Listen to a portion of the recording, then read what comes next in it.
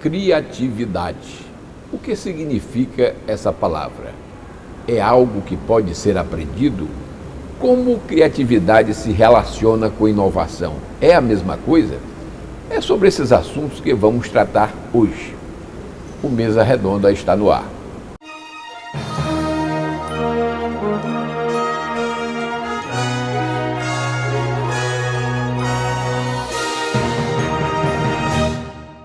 O conhecimento, a capacidade de criar, a geração de novos processos, novos produtos, novas tecnologias. Cada vez mais o capital humano ganha valor e se sobressai em relação a outros tipos de capital. Vamos conversar com quem aborda a questão da criatividade pelo lado teórico, mas vamos também tratar com quem exercita a criatividade pelo lado prático, com quem utiliza o processo criativo para produzir valor. Nossos convidados de hoje é que vão nos ajudar a desvendar os segredos da criatividade e da inovação, e são eles os seguintes: Jonathan Almada, historiador, ex-secretário de Ciência, Tecnologia e Inovação, atualmente reitor do IEMA, o Instituto de Educação, Ciência e Tecnologia do Maranhão. Josias Sobrinho, compositor, violonista, cantor e gestor da área da cultura, um dos artistas que a partir da década de 70 ajudou a dar um novo perfil à música produzida no Maranhão. E Fábio Silva, administrador e empresário, que produz softwares para a administração pública, tendo criado aplicativos utilizados em diversos setores. Jonathan, o que criatividade e inovação? Qual é a diferença entre as duas coisas? Então, criatividade, em geral, são processos ligados à cognição, né, que você aplica o seu raciocínio, as suas habilidades, o seu conhecimento para resolver ou fazer determinadas coisas de forma muito mais efetiva, eficiente, eficaz e diferenciada. Enquanto a inovação é quando isso se torna um produto, um serviço, uma tecnologia, um acréscimo em relação ao que era meramente inicialmente algo de criativo, né? Então tem uma diferença bem sutil, mas nem tudo que é criativo gera inovação. E nem toda inovação ela consegue se tornar aplicável e se sustentar ao longo do tempo, né? Então, uma inovação como a inovação ligada à produção do copo, né? Inicialmente isso foi algo da natureza. Alguém observou que os raios no deserto geravam vidro, mas até o controle desse processo para industrializar e chegar no ponto de produzir algo assim refinado, bonito, de várias cores e tal. Então isso envolveu um processo ao longo do tempo de inovação, que geraram as máquinas que trabalham o vidro, etc, etc. Então tem uma diferença sutil. Quando tu estavas na Secretaria de Ciência, Tecnologia e Inovação, vários, vamos dizer assim, programas diziam respeito a essa questão aí da criatividade, da inovação. Podia, assim, relatar um pouco aí para a gente sobre isso? Nós instituímos lá o programa Inova Maranhão, que está vinculado à ideia do Parque Tecnológico. Esse programa trabalha com empreendedores que têm uma ideia, e essa ideia será, ao longo do processo de capacitação, de formação, ela será trabalhada até se tornar possivelmente um negócio, um produto, um novo empreendimento. Então, o Inova Maranhão faz isso com metodologias que já são usadas em muitos polos tecnológicos do Brasil. Exemplo do Recife, com o Porto Digital, do Parque Tecnológico lá de Campinas, de São Paulo. Esse programa continua funcionando hoje na Secretaria, conduzida pelo secretário Davi Teles. Eles estão finalizando o hub, que será o primeiro hub de inovação do governo do Maranhão, lá no Centro Histórico. Estão na fase de acabamentos, organização do prédio, é um prédio no Centro Histórico que vai abrigar essas iniciativas, oficinas de capacitação para gerar negócios, né? Transformar ideias em negócios. Nós fizemos uma experiência, uma hackathon que eles chamam, né? São os nomes meio que eu hoje tento me habituar, mas é uma espécie de tempestade de ideias dentro dessa metodologia de startup, né? De empreendedorismo, e colocaram vários estudantes para gerar um aplicativo. Nós temos nosso amigo aqui que conhece como é que é esse processo. E no IEMA nós temos uma disciplina que chama Projeto de Vida.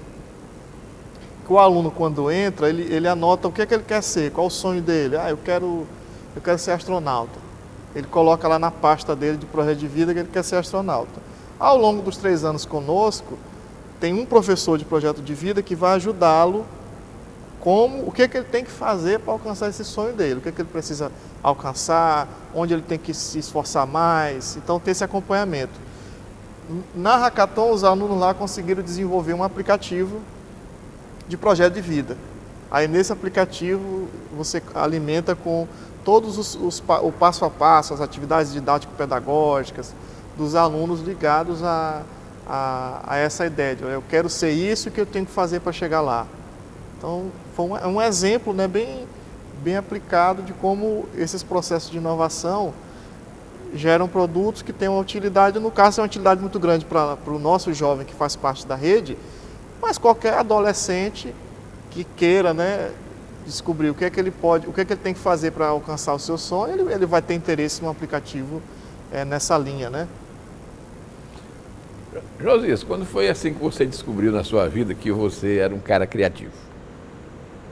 Bom, isso isso é uma construção, eu acho que vem desde muito cedo na vida das pessoas, né? Porque é sempre um desafio. Dia a dia você está diante de desafios, né? Você precisa encontrar soluções, né, para essas coisas que você vai se dando, vai encontrando frente a frente. Por exemplo, eu sou de uma região do estado, da Baixada, né, onde as carências, eu sou dos anos 50, nos anos 50 era muito maior, assim, você não tinha escola, né, você não tinha estrada, não tinha energia elétrica. Não tinha nada, né? Estava chegando o rádio, né?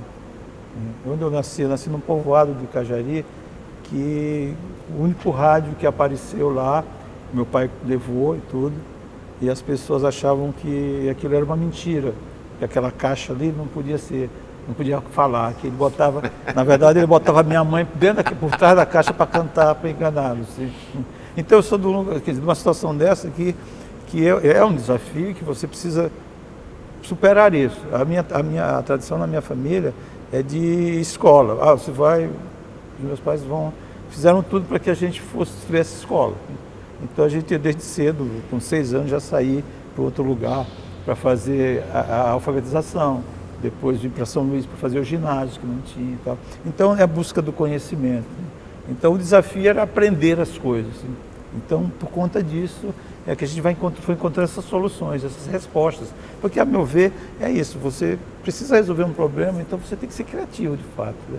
Senão, que é com criatividade que você resolve, né? É sempre uma resposta, né, para uma inquietação, para uma curiosidade, né? Por isso que eu acho que é importante, né, no processo educativo, responder ou dar vazão para a curiosidade nos formandos, nas crianças, né? Porque a criança é muito curiosa por conta disso, né? Ela está precisando se preencher, né? Né? Então ele vai sempre perguntar, né? Então é por conta disso que a resposta, assim, eu na verdade, por exemplo, eu sempre me neguei um pouquinho, assim, essas coisas, né? Porque essas limitações todas, elas sempre foram muito fortes. Mas eu tive que forjar por conta disso, forjar uma música que eu não sabia tocar violão. Eu não sou violonista, nunca fui um violonista. Eu sei tocar violão, toco um violão, sim. Mas compor foi uma resposta que eu tive para poder tocar uma música inteira, por exemplo. Eu não sabia cantar as músicas do Chico Buarque, do Geraldo Vandré, do Caetano Veloso, que eu queria tocar. Então eu bom, então eu vou fazer minhas músicas, eu sei aqui alguns acordes, sei como é, esses aqui se combinam, entendeu? E o que aconteceu? O processo é que eu acabei criando uma música única, que é a minha música, assim, né? Eu desenvolvi uma coisa, dei uma resposta, né, criativa, né? Foi uma resposta criativa, porque é uma música que quer dizer, que tem parâmetros, claro, anteriores, mas ela é uma proposta estética de alguma forma nova, né? É tanto que ela está presente, a música que a gente criou, está presente no cancioneiro maranhense por conta dessas coisas também, né? Eu sei que tu és de uma família numerosa. São quantos irmãos? Nós somos 13 de 18, né? 18. Estava chegando o rádio ainda. Não tinha nem perspectiva de televisão nessa época. Diz que é 23, né? Belchior 23. Diz que 23 irmãos, né? Quase que a gente chega lá. Mas, Josias, e assim outros dos teus irmãos, assim você diria que eles têm também criatividade nos seus campos de trabalho? Tem sim, porque são bem-sucedidos, eles têm resultados, né? Eu acho que o resultado é justamente uma resposta disso. Também porque são empreendedores, sim? Eles são, por exemplo, uma boa parte foram para engenharia elétrica e tudo, mas sempre tiveram à frente de um negócio seu, né? Foram em busca de mais conhecimentos. Como na criação artística, eu sou a ovelha. Mas, por exemplo, já produziu um efeito nas gerações que vieram depois, né, de uma série de músicos na família, os filhos, alguns sobrinhos. Sim. E a música, de fato, foi uma coisa sempre muito presente na minha casa. Meu pai tinha uma paixão por música popular, né? Ouvia samba, Noel Rosa, mesmo distante do centro, mas ele estava sempre em São Luís, que era comerciante de Babaçu, comprava Babaçu e vendia aqui e tal. Então estava sempre por aqui negociando. Então eu levava essas coisas para lá e isso me estimulou muito também, porque a curiosidade de ver o disco que ia chegar, que ele ia trazer, né? Porque, nos anos 50, nos anos 60, essa coisa da música popular era uma coisa que despertava muito interesse, né? Porque assim era sempre, por exemplo, para mim que estava lá, eu ficava sempre no rádio, por exemplo, querendo ouvir a música que ia ser lançada naquele dia ali, porque as músicas chegavam pelo rádio, né? Você não tinha com outro canal que não fosse a transmissão, a radiodifusão, né? Então a gente ficava sempre ligado nesses lançamentos e tudo. Então essa coisa sempre uma constante, né? Uma constante, um desafio. E eu acho que, a meu ver, de alguma forma são criadores também, porque criaram vida, né? Criaram uma história, tem uma trajetória, né? Então acho que somos, sim. Muito bem. Fábio, na tua opinião, criatividade pode ser ensinada? Não. A criatividade é, para mim, fruto de uma coisa muito pessoal dentro de cada um. O que faz com que se desperte a criatividade de cada um, eu acho que são relações muito pessoais. Pode ser angústia, medo, paixão e outras coisas. No meu caso, as coisas que eu crio foram as angústias que eu passei na minha vida profissional, os desafios que eu tinha. Eu ficava horas e horas pensando em como resolver aquilo. Sentia que os mecanismos que existiam não eram adequados para os problemas que eu lidava no dia a dia. E sentia que existia um vácuo de gestão institucional que podia ser explorado. Essa foi a minha experiência. No meu caso, veio da angústia. E a gente ouviu aí o testemunho do Josias, que foi outra coisa que fez com que ele pudesse desenvolver o seu processo criativo. Né? Criatividade não é algo que se ensina. É algo que ela vai acontecer, a gente não sabe nem o tempo que vai acontecer, Tem gente que descobre que sabe cantar bem com 50 anos de idade.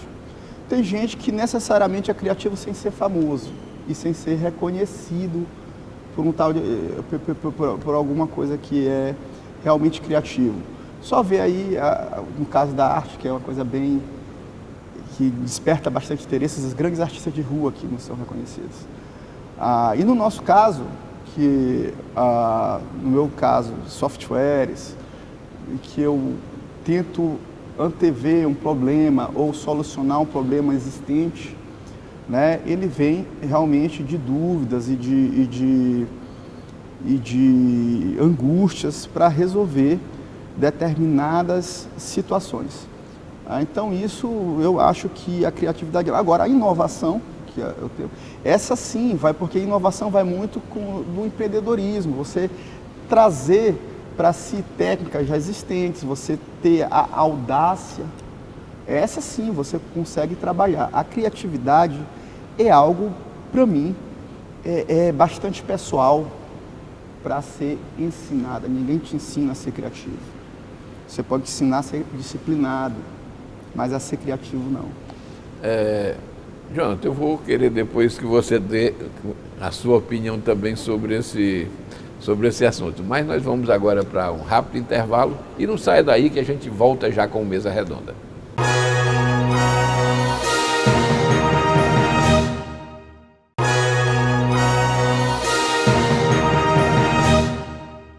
A criatividade seria um atalho a ser utilizado para se obter desenvolvimento. Os produtos obtidos através de processos de soluções criativas criam um ambiente propício ao progresso material da sociedade. No programa, contamos com a presença dos seguintes debatedores: Jonathan Almada, historiador, ex-secretário de Ciência, Tecnologia e Inovação, atualmente reitor do IEMA, o Instituto de Educação, Ciência e Tecnologia do Maranhão. Josias Sobrinho, compositor, violonista, cantor e gestor da área da cultura, um dos artistas que, a partir da década de 70, ajudou a criar um novo perfil da música produzida no Maranhão. E Fábio Silva, administrador e empresário que produz softwares para a administração pública, tendo criado aplicativos utilizados em diversos setores. Bom, Jonathan, então vamos ouvir agora essa questão da criatividade. Ela pode ser ensinada? Olha, na minha opinião, você pode dar as condições para a criatividade surgir. Se o estudante ou o jovem, ele consegue ter uma boa base educacional do ponto de vista de ter acesso não só ao conhecimento, mas aos bens de consumo, de cultura, o máximo possível, isso estimula, do ponto de vista da cognição, o desenvolvimento de várias partes do cérebro que poderão ajudá-lo a ser criativo. Mas, de fato, é uma questão pessoal, não é garantia. Mas tem estudos que já comprovam, aproveitando tanto que o Fábio quanto o Josias colocou, que um dos maiores estímulos para você aprender alguma coisa é o desafio. Tanto é que alunos que participam de Olimpíadas do Conhecimento, eles aprendem mais aquele conteúdo, por exemplo, conteúdos de física e matemática, mexendo com a robótica, do que o conteúdo de física e matemática meramente exposto no quadro branco, ou usando lá um computador. Isso funciona com robótica e funciona com laboratório, porque aí você tem que colocar os desafios de aprendizagem. Inclusive, nós temos um grande concurso nacional, que é um desafio Samsung, que é mais ou menos isso, que é estimular o aluno a resolver um problema, a identificar um problema e buscar a solução. Problema que afeta a comunidade do entorno da escola, que é Samsung Respostas para o Amanhã. Então, alunos da nossa rede se depararam com o seguinte problema: em toda a região onde tem a nossa escola, somente nós temos um microscópio de última geração que me permite ampliar a célula tantas vezes lá. Nenhuma outra escola pública ou privada tem esse microscópio. Aí o que é que eles movidos pelo interesse de que outros estudantes pudessem ter o mesmo acesso que eles têm, eles montaram um microscópio de baixo custo. Eles inventaram um microscópio de baixo custo, com câmera de computador, com material reciclado, plástico usado, e ligaram no computador e eles conseguiram dar um aumento de 30 a 50 vezes na célula, que fica debaixo da câmera. Então, um exemplo. Eles foram movidos por um desafio e pensaram, escolheram um problema e tentaram uma solução para resolver esse problema, uma solução que foi criativa e ao mesmo tempo inovou, né? Gerou uma inovação que é um microscópio de baixo custo, que se você investir, né, eles obtiveram um financiamento da FAPEMA para fazer a pesquisa.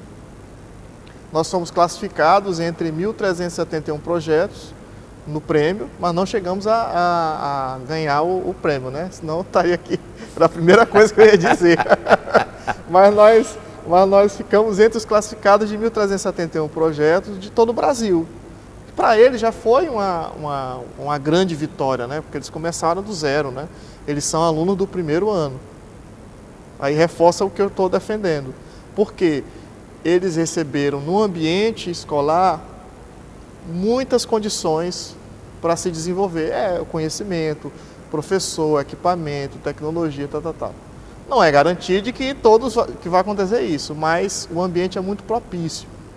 E se isso produzir inovação, se eles já forem criativos, porque os alunos, nós observamos alunos que já são muito criativos. Temos um caso de um dos meninos também gosta muito de som automotivo. A paixão dele é som. Então ele bolou aquelas carreta furacão, não tem aquele negócio de grande de som? Ele criou uma carreta pequenininha e hoje a carreta já está desse tamanho, né? Cada vez que eu vou lá na escola ele está aumentando a carreta. E já está vendendo a carreta lá por encomenda, quem o pessoal quer fazer um som, botar uma música, ele faz a carreta. Mas ele é criativo. O que aconteceu? Ele chegou lá e recebeu os conhecimentos de eletrônica, que ele não tinha, ou sabia de forma rudimentar. E a partir dali, foi embora. Eu acho que tem uma dimensão pessoal, mas as instituições de ensino podem dar as condições, gerar condições que propiciem a emergência da criatividade. Tá. Josias, como é que tu diria que acontece o teu processo criativo? Bom, isso ele não tem uma fórmula, né? Uma fórmula única, né? O que eu percebo hoje, depois de um tempo, né, produzindo, de um tempo, né, é que a minha disponibilidade, né, a minha entrega, o meu envolvimento com uma coisa, né, uma coisa qualquer, me faz produzir, dar resultados a uma situação que envolva aquele problema. Então, por exemplo, na atualidade eu tenho muito mais, o meu desafio é maior, né, que eu preciso manter, né, uma produção, eu me obrigo a isso também. Então eu procuro uma disciplina para estar sempre com uma situação ou de estudo ou mesmo de criação de trechos melódicos que eu vou armazenando para depois trabalhar, se tiver oportunidade e tudo. Porque existe porque a situação do artista numa sociedade como a nossa é um desafio terrível, né? E muito mais complicado também. Todo canto é complicado você trabalhar com qualquer coisa, de qualquer forma. Mas, por exemplo, na nossa situação, porque o mercado que a gente tem, né, para absorver uma produção, ele é muito limitado. Hoje você tem uma quantidade enorme de gente produzindo música, compondo menos, né, que eu acho que é um demérito, quer dizer, é um prejuízo. Até porque você não se vê muito uma oferta de, por exemplo, esses concursos que você vê da televisão atualmente, que envolvem música, eles são voltados para os intérpretes, para a criatividade do intérprete. Você não vê mais um estímulo para uma criação de uma obra musical, você estimular compositores, você não vê isso, né? Isso você não vê. Parece que de alguma forma isso assusta um pouquinho, né? porque a criação de uma coisa nova, né? Quando chega a coisa nova, ela põe em risco, ela ameaça, né, o que está estabelecido, né? Quando é muito ousado, quando é muito genial, mais ainda, né? Tá certo? Ela provoca a revolução. Então, nós tínhamos isso no passado, né, Josias? Essa coisa de composições e tal, de você colocar para os festivais da canção e os tal. festivais da canção que fizeram, né, toda uma revolução da música popular, né, que deram um fôlego, né? Você pode ver que as grandes figuras da canção brasileira, elas estão ligadas aos festivais, né? Porque era de um período onde você tinha o desafio de criar coisas inclusive que pudessem transformar a sociedade, né? Que é uma geração, mais ou menos a geração onde a gente tem envolvido. Nós precisávamos criar uma música que de fato fosse marcante, que pudesse mexer com o entorno, mexer com o universo que a gente estava envolvido, marcar presença, né? Porque a coisa essa coisa das gerações que vão se sucedendo é um desafio sempre para o criativo, né? A turma nova que chega, ela precisa inventar uma coisa, né? Que possa fazer com que ela ocupe aqueles espaços, ela esteja naquele espaço, hein? Que ela se garanta para aquele momento e para o futuro, né?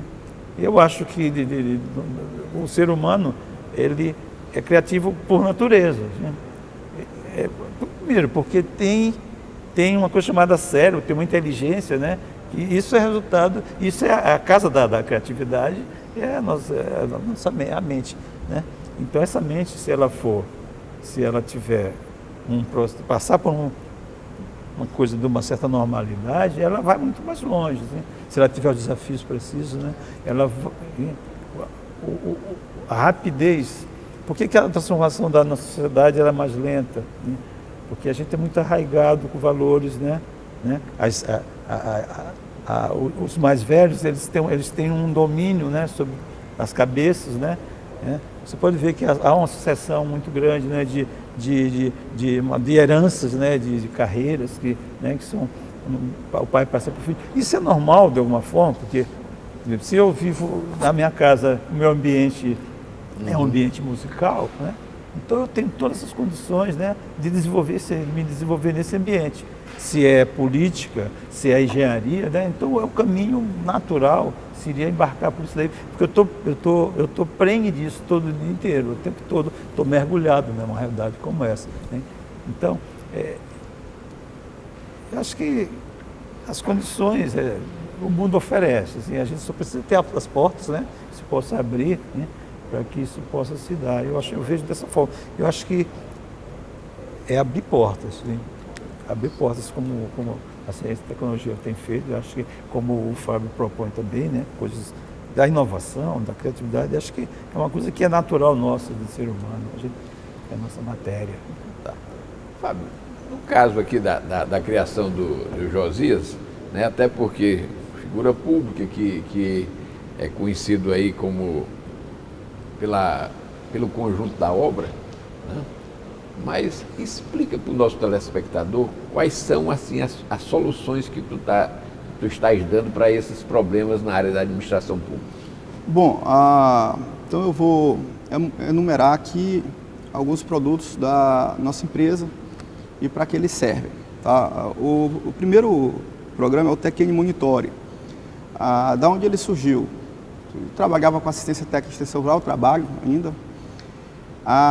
E todos os formulários eram em papel, então você tinha tanto a questão do controle, os registros de controle, quanto a própria gestão mesmo daquilo, você saber quem produzia o que, a qualidade do que era produzido. Então nós transformamos, isso eu vou buscar o embrião, 2007, tinha os Palm Top, botamos um arquivo Excel comum que ia para um Access, banco de dados, que é o que se tinha na época, GPS de mão, máquina fotográfica, juntamos tudo.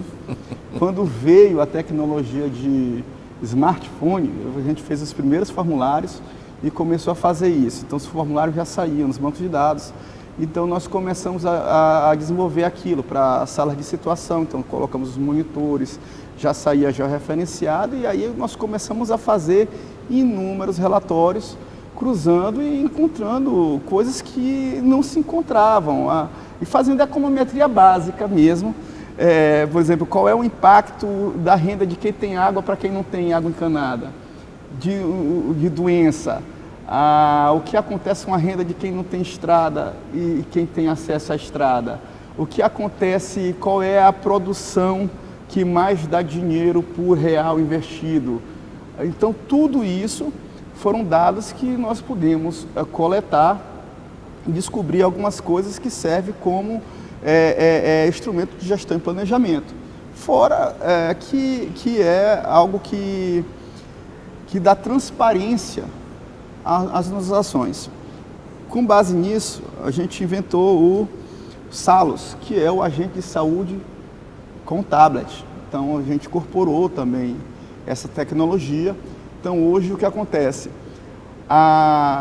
O agente de saúde, alguém lembra a última vez que passou na sua casa? Vamos ver os registros que se tem das prefeituras, quantidade de visitas domiciliares que foram feitas. E aí, o que é que nós fizemos? Nós observamos aqueles formulários todos e fizemos a integração com o DataSUS, que é o sistema que está lá. Que tem um TIF centralizador, então a gente fez a integração. Por quê? Porque eu sentia que o governo federal obtinha os dados, mas não dava feedback para os municípios. Então os municípios não sabiam como monitorar ou que estratégia seria para abordar a dispersão dos próprios agentes de saúde. Então tem uma série de inovações administrativas que dá para explorar. E o último foi a crise da dengue, né? A gente colocou um botãozinho vermelho lá, que na hora que a gente passasse por um foco, ele só botava, já marcava, já podia indicar o local para o fumacê passar, algumas coisas. Então, você trazia essas inovações aí.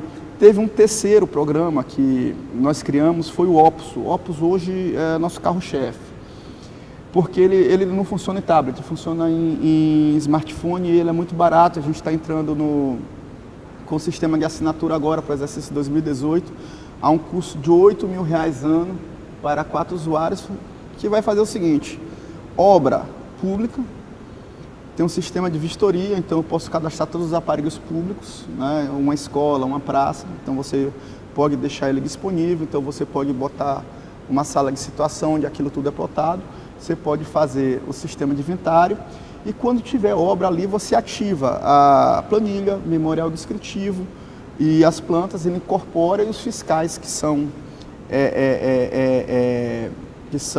colocados pela prefeitura vão lá, fazem a medição da obra e vai lá, está X% concluído, tem lá o orçamento prévio, tem as fontes de recursos. Então é uma suíte administrativa muito interessante que dá transparência e gestão. Quer ver um exemplo típico aqui? Quantas obras estão acontecendo hoje no estado do Maranhão, quantas obras estão acontecendo hoje nas prefeituras do Maranhão todas, a origem desses recursos, como está sendo utilizado, qual é a progressão disso, né? Então é uma coisa tão ampla que nós não sabemos até para fiscalizar. Então hoje a gente tem esse instrumento de transparência e gestão, isso na questão pública. Para a questão privada, digamos, uma derrota pessoal minha. Eu inventei o Domitec. O Domitec, quando teve a PEC das domésticas, eu achei muito complicado usar social, e quem estava usando isso era as donas de casa, minha avó. Como é que minha avó ia registrar a empregada doméstica no Domitec, fazer o E-Social, preencher tudo aquilo? Aí eu, não, peraí que eu vou resolver isso aqui. Criei o Domitec, né? Então fazia todo o registro, comunicava, só que infelizmente eu não consegui fazer a integração com o E-Social. Então eu tenho o aplicativo, e detalhe, o aplicativo ia custar R$ 9,90 por ano no Google Play e $4,99 no iTunes, né? E eu não consegui ainda colocar, deu muito bug, quem viu, deu muito bug, gastei muito dinheiro, não consegui fazer a integração e eu não lancei ele comercialmente, embora já esteja todo ali no ponto para fazer, né? Fábio, Nós vamos ter que dar aqui um intervalozinho, mas eu quero que você volte para contar aqui essa história, porque nós ainda temos um último bloco de discussões. Tá certo, então.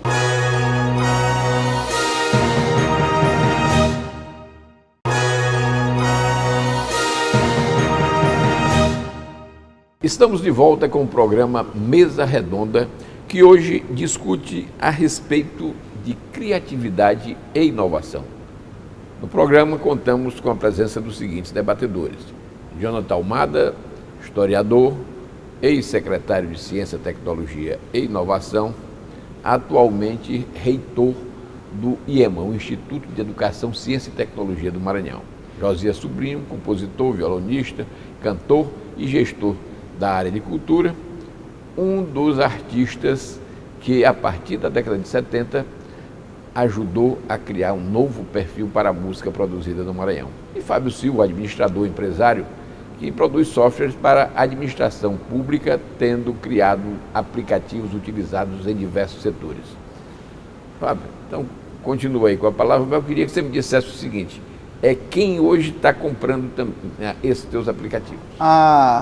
Vamos lá, prefeituras, tá? No sistema de assinatura, algumas ONGs e OS que trabalham com assistência técnica, extensão rural, é o carro-chefe. A gente tem aí alguns interessados de instituições internacionais, mas que até para validar a tecnologia precisam de teste e conhecimento. E nós vamos entrar ano que vem com pessoas físicas nas lojas do Google Play, iTunes, para algumas soluções que nós estamos desenvolvendo.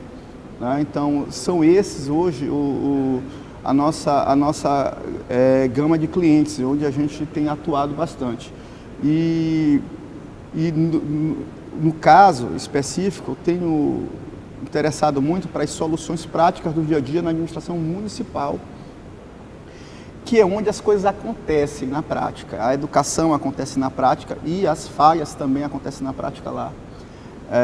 É um ente, do ente da federação, ele com certeza é o mais frágil, e a gente tenta entregar um produto competitivo a um custo baixo que caiba nos orçamentos dessas entidades, dando uma excelência um grau de excelência de resultado que seja bastante satisfatório a quem usa o serviço.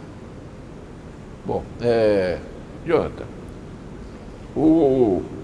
a gente poderia afirmar com determinado grau de certeza que esse tipo de ensino que está sendo propiciado aí pelos IEMAs vai fazer com que nós tenhamos novos Fábios, novos Josias aqui no Maranhão?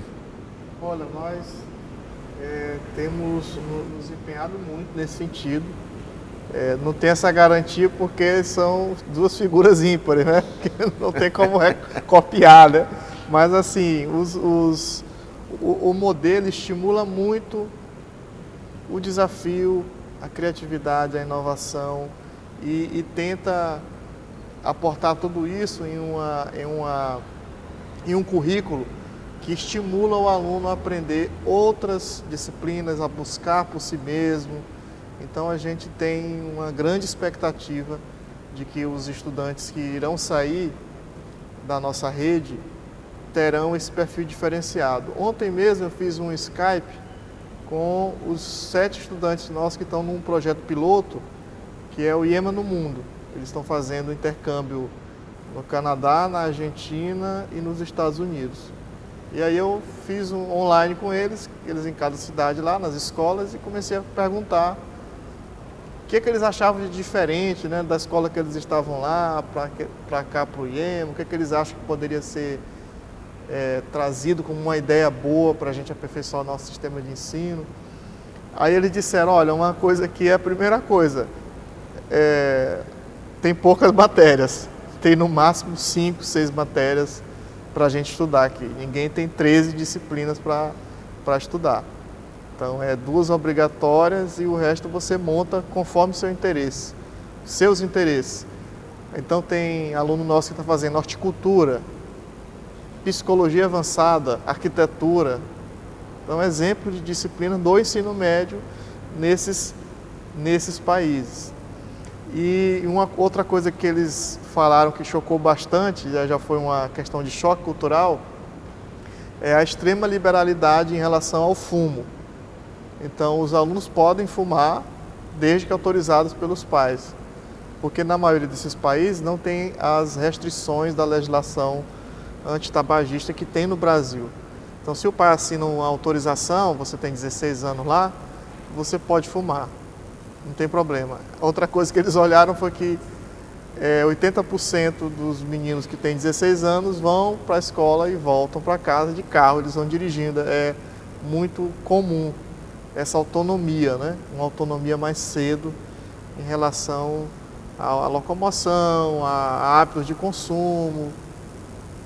Isso vai provocando neles um processo de comparação e de buscar as semelhanças e diferenças. E claramente eles vão vendo, não, mas isso aqui realmente nos assusta um pouco. No Brasil nós avançamos mais em relação a isso, porque não é o fato que o pai libera o fumo lá para o estudante que isso deixa de provocar câncer, porque isso é provado cientificamente, todo mundo sabe disso.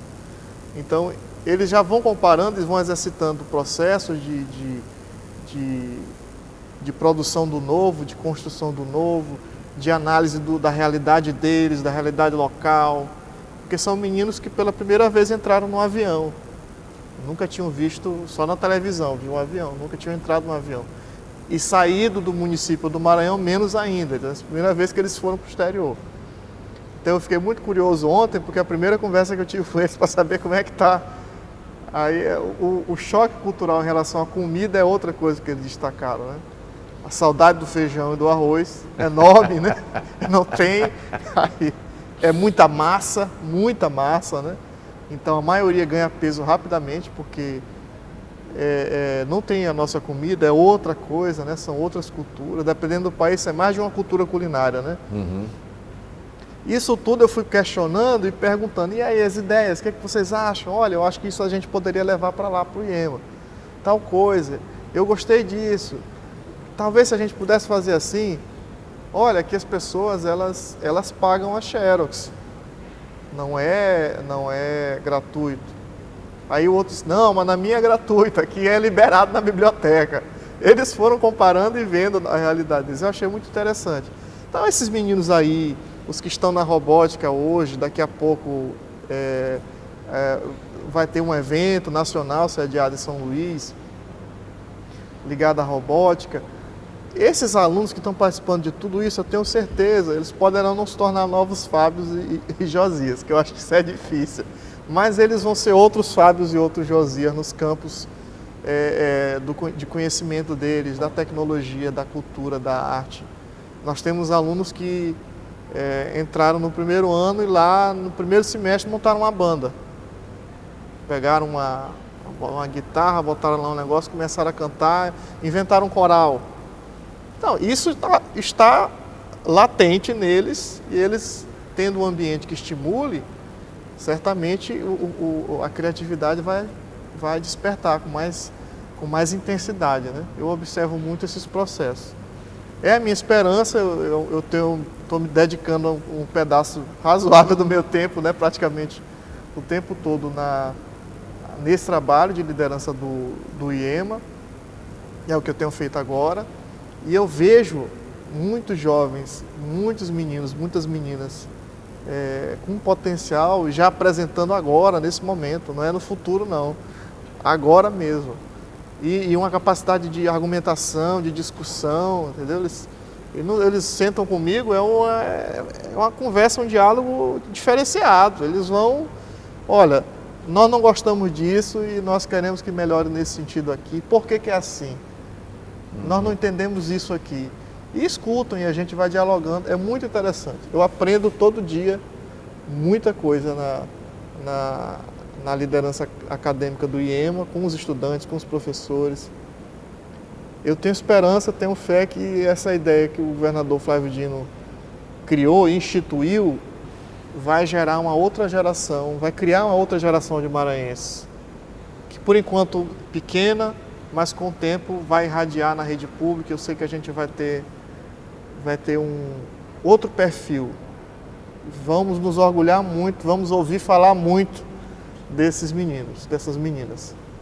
Tudo bem, a gente está chegando aqui no final do nosso programa. Eu queria que, a partir aqui do Fábio, depois do Josias e o Jonathan, a gente fizesse as considerações finais para a gente poder encerrar. Fábio. Bom, eu queria deixar uma mensagem positiva de que o processo criativo e a inovação é essencial para o nosso desenvolvimento. Então, eu peço a que até o poder público reflita sobre o investimento em educação. O professor Jonathan falou aqui as condições para fazer nascer tanto a inovação e a criatividade sejam dadas de forma coletiva, que cada um na sua área de atuação tem muito a contribuir. E eu pincei aqui as palavras do Josias, a principal arma é o nosso cérebro. Eu não sei o que tem no cérebro de cada um, mas eu sei que dá para tirar coisa boa de cada um, né? E se a gente trazer para si o que é bom de cada um, melhora tudo, gente. É só isso que eu tenho a dizer. Josias. Bom, primeiro é um prazer muito grande, né, poder estar hoje aqui, né, conversando, né, ouvindo essas pessoas que têm uma contribuição fabulosa na proposta também do que a gente está conversando, né, de soluções, de como encontrar soluções, quais são os caminhos, né, onde a educação, né, aparece como um vetor importantíssimo, né, para isso. O processo educativo, ele não está só na escola também, né? Ele de fato é uma coisa, uma presença, né? Constante, né? A gente desde que quando abre o olho, tudo, né? Já tá envolvido nele. Então, é um prazer muito grande poder estar aqui. Eu acho que nós estamos vivendo um momento bastante singular, né? Porque a gente reconhece que precisa se preparar, né? Reconhece publicamente que precisa se preparar, precisa de colocar as cartas na mesa e de criar condições para que o ser humano possa melhorar cada vez mais, né?